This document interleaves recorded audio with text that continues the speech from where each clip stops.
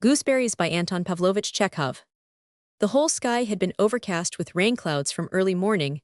It was a still day, not hot, but heavy as it is in gray dull weather, when the clouds have been hanging over the country for a long while when one expects rain, and it does not come. Ivan Ivanovich, the veterinary surgeon, and Birkin, the high school teacher, were already tired from walking, and the fields seemed to them endless far ahead of them. They could just see the windmills of the village of Myrnositsko on the right, stretched a row of hillocks which disappeared in the distance behind the village, and they both knew that this was the bank of the river, that there were meadows, green willows, homesteads there, and that if one stood on one of the hillocks, one could see from it the same vast plain telegraph wires, and a train which in the distance looked like a crawling caterpillar, and that in clear weather one could even see the town. Now, in still weather, when all nature seemed mild and dreamy, Ivan Ivanovich and Birkin were filled with love of that countryside, and both thought how great, how beautiful a land it was. "Last time we were in Prokofiev's barn," said Birkin, "you were about to tell me a story." "Yes, I meant to tell you about my brother." Ivan Ivanovich heaved a deep sigh and lighted a pipe to begin to tell his story, but just at that moment the rain began, and 5 minutes later heavy rain came down covering the sky, and it was hard to tell when it would be over. Ivan Ivanovich and Birkin stopped in hesitation. The dogs, already drenched, stood with their tails between their legs, gazing at them feelingly. "We must take shelter somewhere," said Birkin. "Let us go to Ailhin's, it's close by." "Come along." They turned aside and walked through mown fields, sometimes going straight forward, sometimes turning to the right, till they came out on the road. Soon they saw poplars, a garden, then the red roofs of barns. There was a gleam of the river, and the view opened on to a broad expanse of water with a windmill and a white bathhouse. This was Sofino, where Ailhin lived. The watermill was at work, drowning the sound of the rain. The dam was shaking here. Wet horses, with drooping heads, were standing near their carts, and men were walking about covered with sacks. It was damp, muddy, and desolate. The water looked cold and malignant. Ivan Ivanovich and Birkin were already conscious of a feeling of wetness, messiness, and discomfort. All over their feet were heavy with mud. And when crossing the dam, they went up to the barns. They were silent, as though they were angry with one another. In one of the barns, there was the sound of a winnowing machine. The door was open, and clouds of dust were coming from it. In the doorway was standing Ailhin himself, a man of 40, tall and stout, with long hair, more like a professor or an artist than a landowner. He had on a white shirt that badly needed washing, a rope for a belt, drawers instead of trousers, and his boots too were plastered up with mud and straw. His eyes and nose were black with dust. He recognized Ivan Ivanovich and Birkin, and was apparently much delighted to see them. "Go into the house, gentlemen," he said, smiling ill. "Come directly this minute." It was a big 2-storied house. Ailhin lived in the lower story with arched ceilings and little windows. Where the bailiffs had once lived here, everything was plain, and there was a smell of rye bread, cheap vodka, and harness. He went upstairs into the best rooms. Only on rare occasions, when visitors came, Ivan Ivanovich and Birkin were met in the house by a maidservant, a young woman so beautiful that they both stood still and looked at one another. "You can't imagine how delighted I am to see you, my friends," said Ailhin, going into the hall with them. "It is a surprise, Pelagia," he said, addressing the girl. "Give our visitors something to change into. And by the way, I will change too, only I must first go and wash, for I almost think I have not washed since spring. Wouldn't you like to come into the bathhouse? And meanwhile, they will get things ready here." Beautiful Pelagia, looking so refined and soft, brought them towels and soap, and Ailhin went to the bathhouse with his guests. "It's a long time since I had a wash," he said, undressing. "I have got a nice bathhouse. As you see, me father built it, but I somehow never have time to wash." He sat down on the steps and soaped his long hair and his neck, and the water round him turned brown. "Yes, I must say," said Ivan Ivanovich, meaningly looking at his head. "It's a long time since I washed," said Ailhin, with embarrassment, giving himself a second soaping, and the water near him turned dark blue like ink. Ivan Ivanovich went outside, plunged into the water with a loud splash, and swam in the rain, flinging his arms out wide. He stirred the water into waves, which set the white lilies bobbing up and down. He swam to the very middle of the mill pond, and dived, and came up a minute later in another place, and swam on, and kept on diving, trying to touch the bottom. "Oh my goodness," he repeated continually, enjoying himself thoroughly. "Oh my goodness." He swam to the mill, talked to the peasants, there then returned and lay on his back in the middle of the pond. Turning his face to the rain, Birkin and Ailhin were dressed and ready to go, But he still went on swimming and diving. "Oh my goodness," he said, "oh Lord have mercy on me." "That's enough," Birkin shouted to him. They went back to the house, and only when the lamp was lighted in the big drawing room upstairs, and Birkin and Ivan Ivanovich, attired in silk dressing gowns and warm slippers, were sitting in armchairs, and Ailhin, washed and combed in a new coat, was walking about the drawing room, evidently enjoying the feeling of warmth, cleanliness, dry clothes, and light shoes, and when lovely Pelagia, stepping noiselessly on the carpet and smiling softly, handed tea and jam on a tray only. Then Ivan Ivanovich began on his story, and it seemed as though not only Birkin and Ailhin were listening, but also the ladies young and old, and the officers who looked down upon them sternly and calmly from their gold frames. "There are two of us brothers," he began, "I, Ivan Ivanovich, and my brother Nikolai Ivanovich, 2 years younger. I went in for a learned profession and became a veterinary surgeon, while Nikolai sat in a government office from the time he was 19. Our father, Tichimsha Himalaysky, was a cantonist, but he rose to be an officer and left us a little estate and the rank of nobility after his death. The little estate went in debts and legal expenses. But anyway, we had spent our childhood running wild in the country like peasant children. We passed our days and nights in the fields and the woods, looked after horses, stripped the bark off the trees, fished, and so on. And you know, whoever has once in his life caught perch, or has seen the migrating of the thrushes in autumn, watched how they float in flocks over the village on bright, cool days, he will never be a real townsman, and will have a yearning for freedom to the day of his death. My brother was miserable in the government office. Years passed by, and he went on sitting in the same place, went on writing the same papers and thinking of one and the same thing, how to get into the country. And this yearning by degrees passed into a definite desire, into a dream of buying himself a little farm somewhere on the banks of a river or a lake. He was a gentle, good-natured fellow, and I was fond of him, but I never sympathized with this desire to shut himself up for the rest of his life in a little farm of his own. It's the correct thing to say that a man needs no more than 6 feet of earth, but 6 feet is what a corpse needs, not a man. And they say too now that if our intellectual classes are attracted to the land and yearn for a farm, it's a good thing, but these farms are just the same as 6 feet of earth. To retreat from town, from the struggle, from the bustle of life, to retreat and bury oneself in one's farm, it's not life. It's egoism, laziness, it's monasticism of a sort. But monasticism without good works. A man does not need 6 feet of earth or a farm, but the whole globe, all nature, where he can have room to display all the qualities and peculiarities of his free spirit. My brother Nikolai, sitting in his government office, dreamed of how he would eat his own cabbages, which would fill the whole yard with such a savory smell, take his meals on the green grass, sleep in the sun, sit for whole hours on the seat by the gate, gazing at the fields and the forest. Gardening books and the agricultural hints in calendars were his delight, his favorite spiritual sustenance. He enjoyed reading newspapers too, but the only things he read in them were the advertisements of so many acres of arable land and a grass meadow with farmhouses and buildings, a river, a garden, a mill, and mill ponds for sale, and his imagination pictured the garden paths, flowers and fruit, starling coats, the carp in the pond, and all that sort of thing. You know, these imaginary pictures were of different kinds, according to the advertisements which he came across, but for some reason in every one of them, he had always to have gooseberries. He could not imagine a homestead, he could not picture an idyllic nook without gooseberries. Country life has its conveniences, he would sometimes say. You sit on the veranda, and you drink tea while your ducks swim on the pond. There is a delicious smell everywhere, and the gooseberries are growing. He used to draw a map of his property, and in every map there were the same things: a house for the family, B, servants' quarters, C, kitchen, garden, D, gooseberry bushes. He lived parsimoniously, was frugal in food and drink. His clothes were beyond description. He looked like a beggar, but kept on saving and putting money in the bank. He grew fearfully avaricious. I did not like to look at him, and I used to give him something and send him presents for Christmas and Easter. But he used to save that too. Once a man is absorbed by an idea, there is no doing anything with him. Years passed, he was transferred to another province. He was over 40, and he was still reading the advertisements in the papers and saving up. Then I heard he was married, still with the same object of buying a farm and having gooseberries. He married an elderly and ugly widow, without a trace of feeling for her, simply because she had filthy lucre.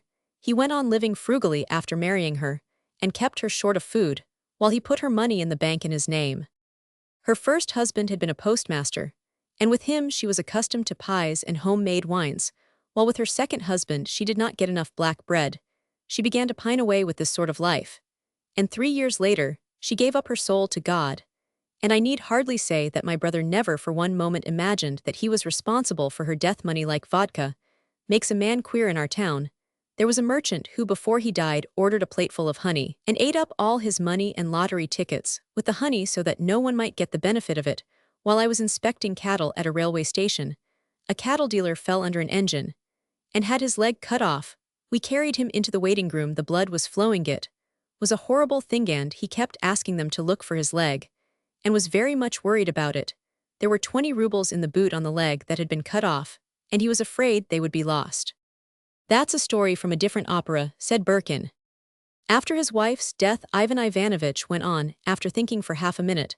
My brother began looking out for an estate for himself. Of course, you may look about for 5 years, and yet end by making a mistake and buying something quite different from what you have dreamed of. My brother Nikolai bought through an agent a mortgaged estate of 330 acres, with a house for the family with servants' quarters with a park, but with no orchard, no gooseberry bushes, and no duck pond. There was a river, but the water in it was the color of coffee, because on one side of the estate there was a brickyard, and on the other a factory for burning bones. But Nikolai Ivanovich did not grieve much.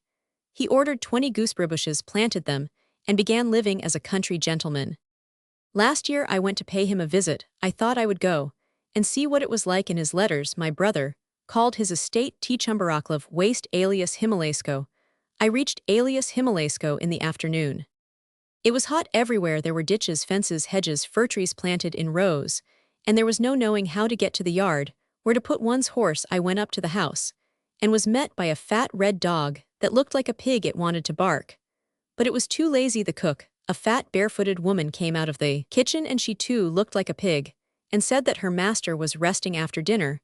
I went in to see my brother. He was sitting up in bed with a quilt over his legs.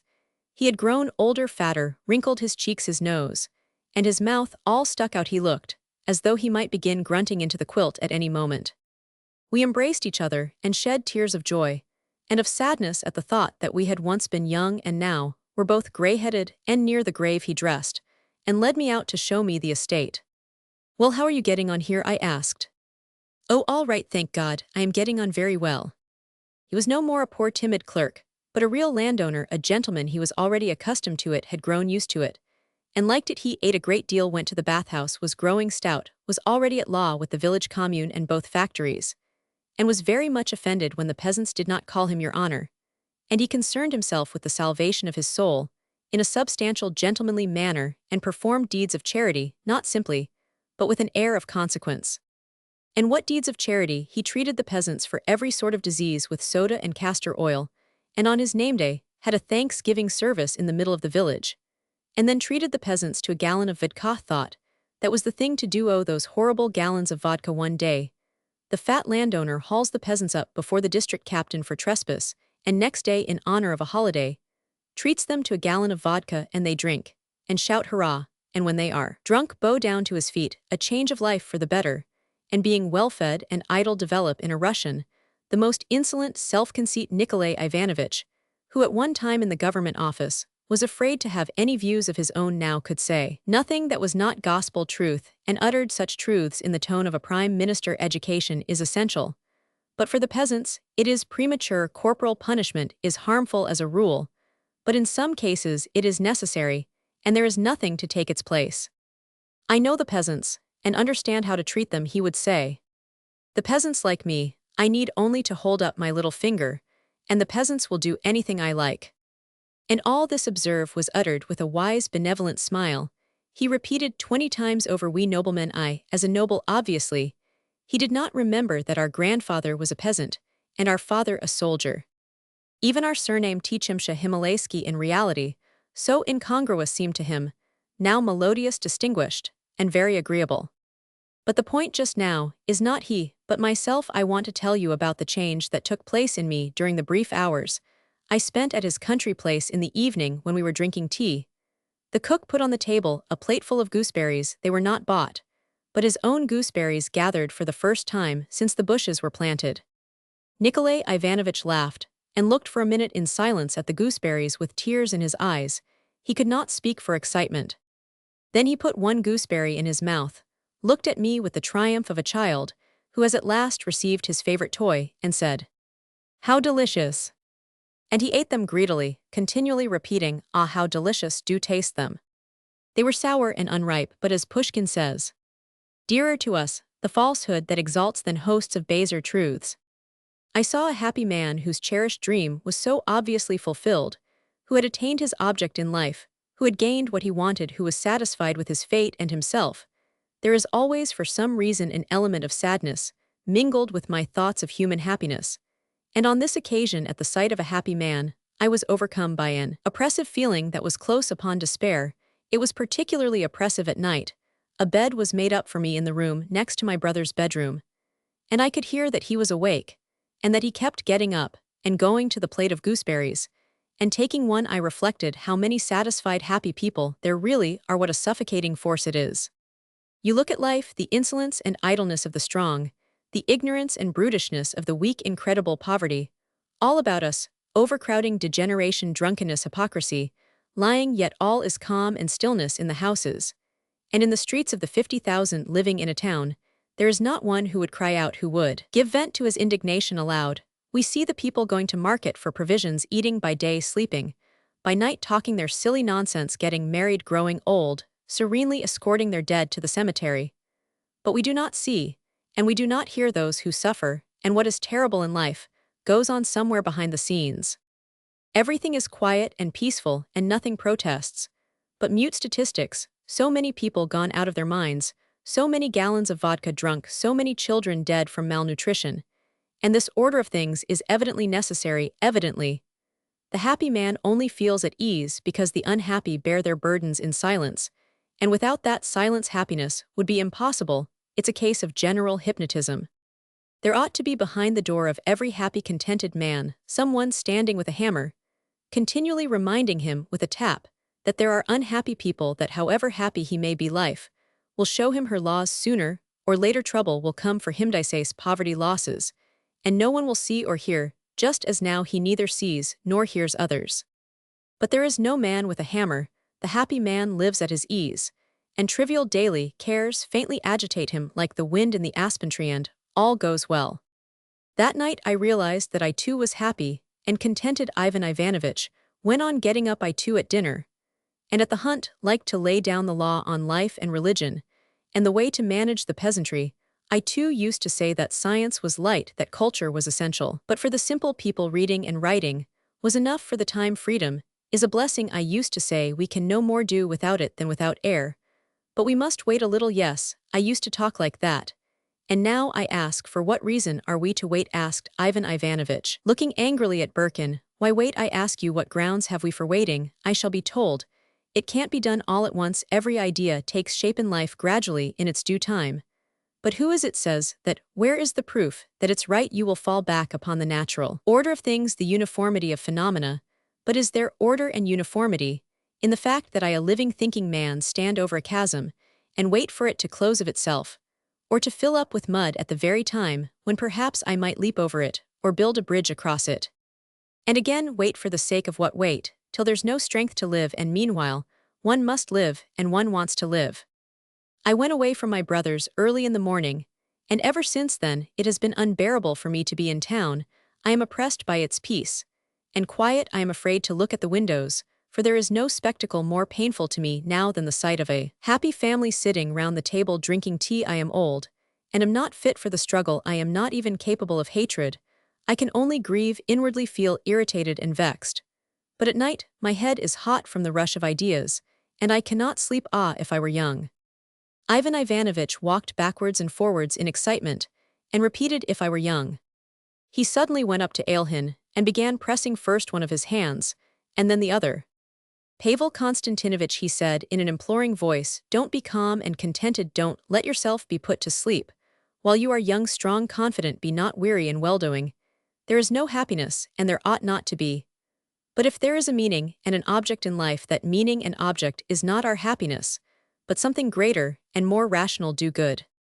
And all this Ivan Ivanovich said, with a pitiful, imploring smile, as though he were asking him a personal favor. Then all three sat in armchairs at different ends of the drawing room, and where silent Ivan Ivanovich's story had not satisfied either Birkin or Ailhin, when the generals and ladies gazed down from their gilt frames, looking in the dusk, as though they were alive, it was dreary to listen to the story of the poor clerk, who ate gooseberries. They felt inclined for some reason to talk about elegant people, about women, and their sitting in the drawing-room where everything's chandeliers in there covers the armchairs, and the carpet under their feet reminded them that those very people who were now looking down from their frames had once moved about, sat drunk tea in this room, and the fact that lovely Pelagia was moving noiselessly about was better than any story. Ailhin was fearfully sleepy. He had got up early before 3 o'clock in the morning to look after his work, and now his eyes were closing.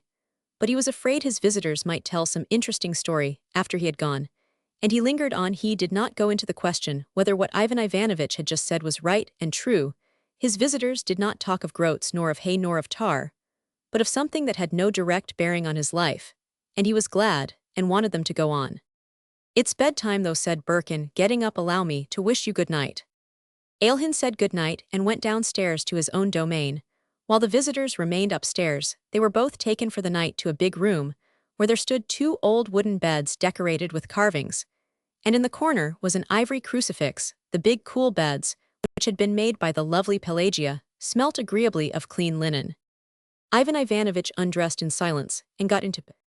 "Lord forgive us sinners," he said, and put his head under the quilt.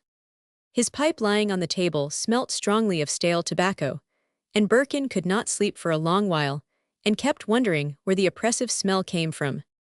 The rain was pattering on the window panes all night.